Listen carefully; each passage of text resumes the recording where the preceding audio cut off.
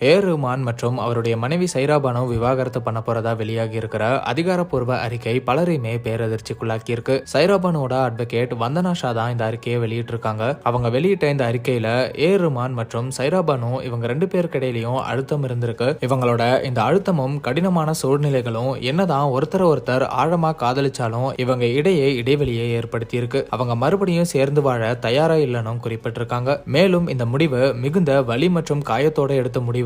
இந்த சூழ்நிலையை கொஞ்சம் புரிஞ்சுக்கிட்டு எங்களுக்கு பிரைவசி கொடுங்க அப்படின்னு ரெண்டு பேருமே வேண்டுகோள் வச்சிருக்கிறதா அட்வொகேட் வந்தனா இந்த அறிக்கையில குறிப்பிட்டிருக்காங்க. இந்த நிலையில ரஹ்மான் சாரே விவாகரத்தை பத்தி ரொம்ப எமோஷனலா இப்ப சொல்லியிருக்காரு. அவர் என்ன சொல்லியிருக்காருன்னா, நாங்க ரெண்டு பேரும் கண்டிப்பா 30 ஆண்டு திருமண காலத்தை நிறைவு செய்வோம்னு நம்பி இருந்தோம். ஆனா எல்லாமே எதிர்பாராத ஒரு முடிவா தான் இருந்துச்சு. உடஞ்சு போன இதயங்களோட கனத்தால கடவுளோட அரியாசனமே தடுமாறும். இந்த உடஞ்சு போன இதயங்கள் ஒன்னா சேரல அப்படின்னாலும் அதுக்கான அர்த்தத்தை தேடுறோம்னு சொல்லியிருக்காரு. மேலும் இந்த கடினமான வாழ்க்கை அத்தியாயத்துல பயணிக்கிற தருணத்துல எங்களுக்கு இரக்கத்தையும் எங்க பிரைவசியையும் மதிக்கிற எங்க நண்பர்களுக்கு நன்றி அப்படின்னு ARR சைரா பிரேக்கப் அப்படிங்கிற ஹேஷ்டாகோட ரஹ்மான் சார் கனத்த மனசோட அவர் மனைவி சைரா பானுவை பிரியறத உறுதிப்படுத்தி இருக்காரு. பலருமே இவரோட இந்த போஸ்ட்ல ரொம்ப வருத்தத்தோட கமெண்ட் பண்ணிட்டு வராங்க. சிலர் அவருக்கு ஆறுதலையும் சொல்லிட்டு வராங்க. மேலும் ரஹ்மான் சாரோட மனைவி சைரா பானு சில ஷோஸ்ல ரஹ்மான் சாரோட வாய்ஸ் தான் எனக்கு ரொம்ப பிடிக்கும்னு சொல்லியிருக்காங்க.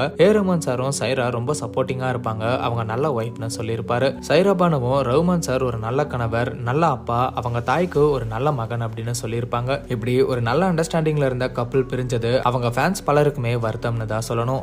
ரஹ்மான் சாருக்கும் சைரா பானுக்கும் நடந்த திருமணம் ரஹ்மானோட அம்மாவே பார்த்து பண்ணி வச்ச அரேஞ்ச்டு மேரேஜ்